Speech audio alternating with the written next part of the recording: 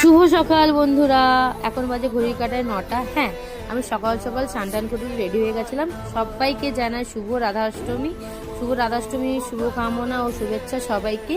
তো আমার বাড়িতে গোপাল রয়েছে, আমাকে তো রাধাষ্টমী করতেই হবে। সেই জন্যে আমি সকাল সকাল উঠে আমার গোপালকে সেবা দেবো বলে আমি তাদেরকে স্নান করিয়ে রেডি করে নিচ্ছিলাম। আমি চলে গেছিলাম ঠাকুর ঘরে তাদেরকে ঘি, মধু, দই, গোলাপ, কি বলে ওটা, গঙ্গার জল, তারপরে ফুল, আর কি, দুধ, কাঁচা দুধ, তারপরে পুষ্প, সবকিছু দিয়েই ওদেরকে পুজো করিয়ে মানে স্নান করিয়ে নিয়েছি।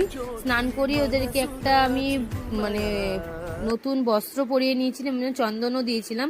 তা তো সবকিছু করানোর পর ওদেরকে ভালো করে আমি রেডি করে বসিয়ে সিংহাসনে ওদেরকে আমি ভিডিও করছিলাম, কয়েকটা ক্লিপ নিচ্ছিলাম।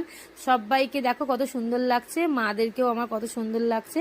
তারপরেই চলে এসেছিলাম আমি রেডি করে তাদেরকে বসিয়ে রান্নার জোগাড়জান্তি করতে। রান্নাতে আমাদের হচ্ছিল তালের বড়া, নারকোল নাড়ু, 5 রকমের ভাজা, গাঠি কচুর তরকারি, যেটা রাধারানীর ফেভারিট। আমার কাছে রাধারানী নেই যদিও, কিন্তু আমি গোপালকেই সেবা দিয়েছি সেটা দিয়ে।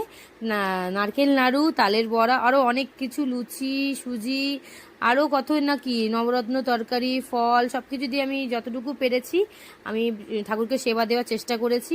এই যে আমার বর খালি গায়ে বসে সবসময় খালি গায়ে থাকে, ও ধুতি পরে না কীভাবে নিজেকে জানি না। যাই হোক, আমরা পুজো করছিলাম মন দিয়ে, পুজো করে পুষ্পাঞ্জলি দিচ্ছিলাম। আমি যেহেতু নির্জলা উপসী ছিলাম, আগের দিন নিরামিষ খেয়েছিলাম, ঠাকুরকে মানে পুষ্পাঞ্জলি দেবো বলে।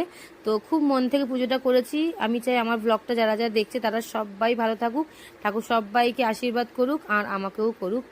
তা ভিডিওটা কি বলবো ভেবে পাচ্ছি না, এত ইমোশনাল হয়ে পড়েছিলাম পুজোটার সময়। আমি খুবই ভালো লাগছিল আমার আজকে আমি আমার শ্বশুরবাড়িতে মন্দিরে বসে পুজো করছি, খুবই ভালো লাগছিল আমার এই মুহূর্তটা। যাই হোক, গোপালদেরকে নিয়ে একটা ছবি তুললাম। ছবি তোলার পর ঠাকুরমশাইকে দিতে হবে দক্ষিণা, যে দক্ষিণা দিয়ে আমি আর আমার বর আশীর্বাদ নিচ্ছিলাম। আশীর্বাদ খুব মন ভরে ঠাকুরমশাই দিয়েছে আর আমরাও মন খুলে ওনাকে দক্ষিণা দিয়েছি। তাই প্রসাদ সব খাওয়ার পর এই গুল্লুটার মাছ ধরা দিয়ে আমি ভিডিওটা শেষ করলাম।